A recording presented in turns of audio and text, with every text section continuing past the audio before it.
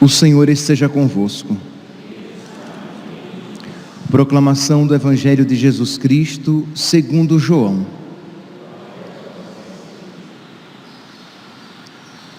Naquele tempo, Maria estava do lado de fora do túmulo chorando.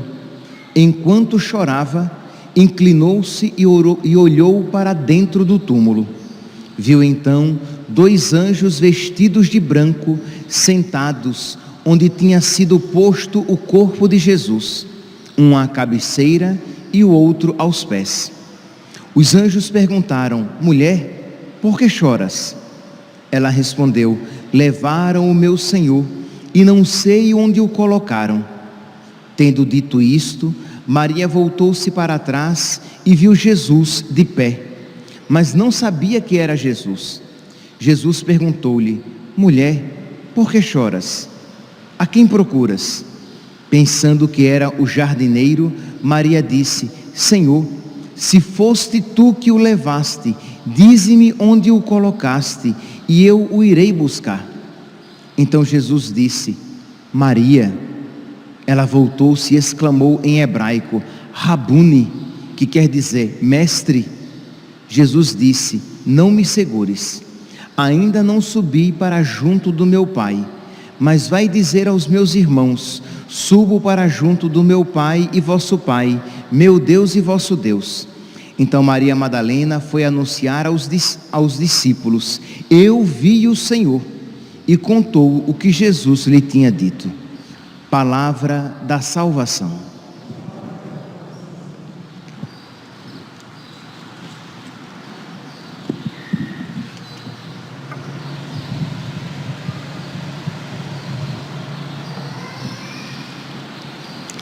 Caríssimos irmãos e irmãs, estamos na 8ª de Páscoa. A igreja, para celebrar este grande mistério, o mistério da Páscoa, a igreja celebra como um único dia esses 8 dias. Então, até o próximo domingo, nós estaremos celebrando a Páscoa, e até lá nós podemos tranquilamente desejar uns aos outros Feliz Páscoa, embora as pessoas vão achar meio estranho, que para elas, no máximo, e olhe lá, sendo o coelhinho da Páscoa o personagem principal, a Páscoa se resume ao domingo passado, quando para nós cristãos a Páscoa, dura todo este tempo de 50 dias até Pentecostes, e como um único dia essa 8ª. Então até o próximo domingo podemos tranquilamente nos saudar com um feliz dia de Páscoa. Pois bem, então a igreja celebra em 8 dias esta realidade, a realidade deste único dia, deste único mistério, deste grande e maior mistério da nossa fé, que é a ressurreição de Cristo. E durante esses 8 dias, todos os evangelhos vão contemplar realidades da ressurreição de Cristo. Vocês podem ver que ontem, hoje, amanhã e até o próximo domingo, nós sempre iremos contemplar evangelhos que tratam desta realidade, aspectos particulares deste evento histórico: Cristo ressuscitou. E hoje, meus santos, eu gostaria de enfatizar a grandiosidade do poder da graça de Deus. Isto é, uma realidade, meus santos, que nós temos que ter em mente. Eu sei que parece meio óbvio,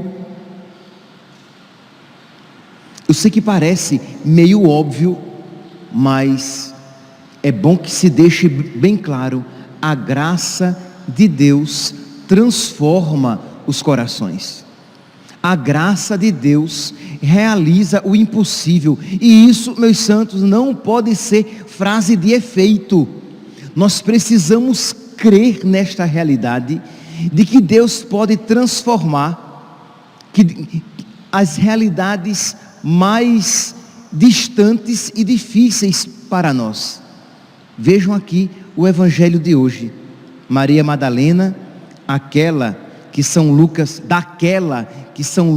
diz que foram tirados 7 demônios, aquela pecadora pública, aquela mulher que vivia buscando consolações nas criaturas, ela hoje aqui aparece chorando por nosso Senhor. Ela, depois de perdoada e depois de seguir Jesus até a cruz, nós a vemos aqui com um coração purificado e apaixonado, um coração apaixonado por nosso Senhor. Diz aqui o relato que ela chorava, que ela viu, enquanto ela chorava, ela estava do lado de fora do túmulo, que enquanto ela chorava, ela viu 2 anjos vestidos de branco, sentados onde tinha sido posto o corpo de Jesus, um à cabeceira e o outro aos pés.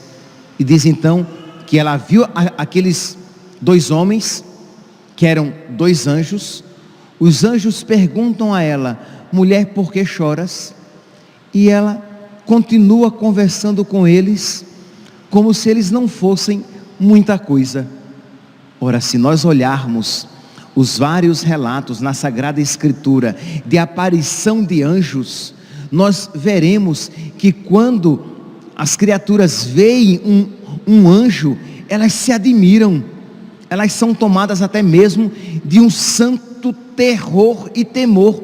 Por quê? Porque os anjos são criaturas grandiosíssimas, perfeitas, criadas, perfeitas, de modo que as criaturas se encantam. Mas Maria Madalena, olha aqui o admirável, aquela que outrora buscava nas criaturas consolação, não se sente consolada com a presença dos anjos, porque só Jesus a consola. Aquela que outrora buscava consolações, descanso para a sua alma nas criaturas, ela agora não encontra descanso para a sua alma, nem sequer com os anjos. Aquela que procurava consolo nas coisas e nas pessoas, agora ela não se sente consolada pelas criaturas celestes, mas apenas por Jesus. Meus irmãos, aqui está um sinal de uma alma santa. Quanto mais próxima de Deus aquela alma está, quanto mais sedenta, quanto mais próxima de Deus ela está, mais sedenta de Deus ela se torna. E quanto mais sedenta de Deus ela é, menos dependente das criaturas ela se torna. Isto é, ela agora tem apenas fome de Deus, desejo de Deus. A minha alma tem sede de Deus e deseja o Deus vivo. Quando terei a alegria de ver vossa face, Senhor? É admirável, meus santos, é admirável que ela não se jogue aos pés desses anjos, mas que os trate até com certa irreverência, nem se importa com eles, porque o que ela quer de verdade é o amado da sua alma. Levaram o meu Senhor e eu não sei onde o colocaram. Meus irmãos, diante desta realidade, nós também somos chamados a nos perguntar: e nós? O que buscamos? E nós? Por que choramos? Quem é? Quais são os motivos das nossas lágrimas? Eu não tenho dúvidas de que nós choremos. Eu não tenho dúvidas de que exista uma sede de algo nos nossos corações. Mas a pergunta é: existe sede da coisa certa, Santo Agostinho, ele diz assim, que ele não pede que nós não amemos, mas que nós amemos a coisa certa. De que Deus não pede que nós não amemos, mas que nós amemos aquele que deve ser amado. E nós muitas vezes, meus santos, amamos e sofremos por coisas tão fúteis. Amamos e sofremos por bens quando são bens, porque às vezes amamos e sofremos pelos pecados, pelas coisas desregradas, pelas coisas más, mas às vezes amamos e sofremos tanto e perdemos tanto a paz por coisas lícitas, sim, mas por coisas passageiras. O que é que eu quero dizer com isso? Que não seja lícito você amar os seus filhos, que não seja lícito você amar a sua esposa ou o seu marido, os seus pais, a sua saúde, que não seja lícito você buscar a sua segurança financeira. Tudo isso é lícito, não há nenhum mal, muito pelo contrário, né? Há um bem em você amar os seus filhos, os pais, a esposa, o marido. Não há nenhum problema em você trabalhar para ter uma segurança financeira, mas o problema é quando essas realidades que não são essenciais se tornam o centro da sua vida e que arrancam as suas lágrimas. Isto é, você vive chorando, você vive sofrendo e vive se lamentando porque a sua situação financeira não está como você gostaria ou como você precisa. Você vive chorando e sofrendo porque você não tem o emprego que você gostaria, ou porque o seu trabalho não está indo muito bem, a sua empresa está em dificuldades. Ok, meu santinho, mas a pergunta é: você chora muito mais porque Deus ainda não é o centro da sua vida? Você chora muito mais porque você ainda não ama a Deus de todo o seu coração? Você chora muito mais os seus pecados? Se a resposta for não, você ainda é um idólatra, porque você é capaz de chorar pelas coisas passageiras, por mais justas que elas sejam, mas você ainda não chora os seus pecados e não chora por saudade de Deus. Sim, porque nós podemos chorar por essas duas realidades, e as duas são justas, lícitas e santas, santíssimas. Chorar pelos pecados que cometemos, que maravilha, que graça, e chorar por piedade, por devoção, por amor a nosso Senhor, que é maravilhoso. Quem dera, meus santos, quem dera que nós pudéssemos de verdade viver essas duas realidades. E infelizmente, com toda sinceridade, para vocês que estão aqui na igreja e para vocês que acompanham pelas redes sociais, existem muitos, mas muitos cristãos, talvez ninguém aqui nesta igreja tenha sequer uma vez na vida chorado de verdade os seus pecados e de devoção por amor a nosso Senhor. Chorar pelos seus pecados, não por vergonha de tê-los cometido. Chorar pelos seus pecados, não pelas consequências desastrosas que eles trazem à sua vida, mas chorar os seus pecados porque você entristeceu o coração de Deus, porque você ofendeu a Deus, porque você magoou, porque você entristeceu o coração amorosíssimo de nosso Senhor. Esta contrição perfeita que muitos cristãos passam neste mundo sem nunca experimentar, sem nunca ter demonstrado uma vez na vida uma contrição perfeita, nem nunca, muito menos, ter derramado na vida uma lágrima de verdadeira devoção, piedade e amor a nosso Senhor. E o admirável, meus santos, é que nós não estamos falando aqui hoje de uma alma perfeita, perfeitíssima, que sempre foi perfeita, perfeitíssima. Nós estamos falando de uma alma que outrora fora possuída por 7 demônios, uma pecadora pública, uma mulher para quem nós não víamos solução, muito menos santidade, uma mulher para a qual nós não víamos salvação, muito menos de se tornar este exemplo luminosíssimo para todas as almas consagradas. Santa Maria Madalena. Meus irmãos, contemplar esta realidade é deixar que a esperança encha o nosso coração.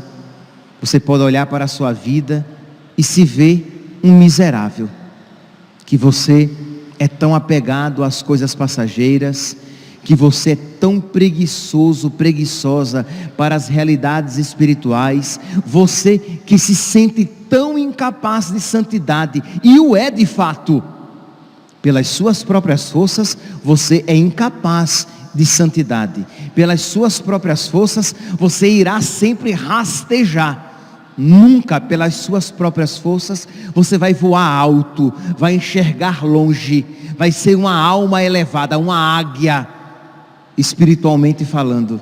Mas você, esperando da misericórdia de Deus, você pode se encher de esperança.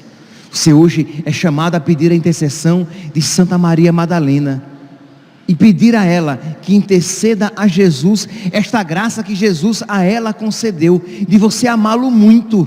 O grande problema também dos cristãos é que muitos estão acomodados, isto é, ou acham, têm a louca pretensão de já amarem suficientemente a Deus. Gente, eu já amo a Deus suficientemente. Imagino, eu entro todos os dias na internet só para assistir vídeos, palestras, cursos, missas, vídeos espirituais, cursos de espiritualidade, palestras sobre a santidade, a Santa Missa. Eu só assisto isso, padre, na internet. Ótimo, muito bem. Padre, eu vou à missa todos os dias, isto é, eu estou ok com Deus. Imagine, tanta gente que vive pecando, fazendo coisas erradas, buscando a maldade dos outros, e eu vou à missa todos os dias, eu rezo o texto todos os dias, já está bom, né? Meus santos, quando nós dizemos isso, quando nós sentimos uma satisfação no pouco que a Deus oferecemos, é porque a Deus amamos pouco, porque a medida do amor é querer amar cada vez mais, é amar sem medida, é nunca estar satisfeito. Mas se eu acho que já estou ok com Deus, não preciso melhorar, é porque o meu coração se tornou mesquinho. Precisa existir, e se isso estiver no seu coração, é sinal de que a semente da santidade está aí. Isto é, se no seu coração existir uma inquietação de eu preciso amar mais a Deus, eu preciso me oferecer mais a Deus, eu preciso ser mais generoso com Deus, eu preciso, e você se esforça, a semente da santidade está fecundando, está crescendo no seu coração. Mas se você, mesmo que em estado de graça, repito, mesmo que em estado de graça, você está acomodadamente satisfeito com o que a Deus você está oferecendo, e às vezes até achando que está oferecendo muito, a santidade está longe de você. Mas existe também a outra situação, aquela pessoa que se vê no pecado, que se vê amarrada ao pecado e diz: a santidade não é para mim, Percebe que são duas situações diametralmente opostas, mas negativas, mas danosas. São diametralmente opostas, mas são danosas. Por quê? Porque enquanto um dá um pouquinho e acha que já é o suficiente, o outro, porque se sente incapaz de se oferecer a Deus, acha que a santidade não é para ele. E Maria Madalena nos apresenta, meus irmãos, que Deus, Ele pode realizar o impossível. Isto é, o poder grandioso, o grandioso poder de Deus, que é capaz de chamar à vida os corações mortos, que é capaz de chamar à santidade os corações amarrados no pecado ou no seu comodismo. Então peça hoje, agora, de verdade, joga o sono de lado, bata no seu rosto se você está com sono e este sono impedindo a sua oração, e peça: meu Deus, eu te suplico, concede-me a graça de chorar por ti, de chorar os meus pecados, eu que me sinto ligado a eles. Dá-me a graça de chorar com horror e com repulsa os meus pecados, porque te ofendem, porque te crucificaram. Dá-me esta graça, Senhor, e dá-me também a graça, Senhor, de chorar de devoção, de chorar de amor, de chorar de reverência, de piedade. Imagine, meus santos, se os católicos, e isso deveríamos fazer não por mero teatro, mas por impulso do coração, se nós entrássemos na fila da comunhão cheios de reverência. Eu vou me encontrar com aquele com quem haverei de me encontrar por toda a eternidade. Eu vou me encontrar com o amado da minha alma. Se Madalena chorava, levaram o meu Senhor, e eu não sei onde o colocaram, eu, quando entro na fila da comunhão, eu sei onde o vou encontrar. Mas se você entra com certa frieza e indiferença, é porque este amor não é cálido, não é quente, não é verdadeiro no seu coração.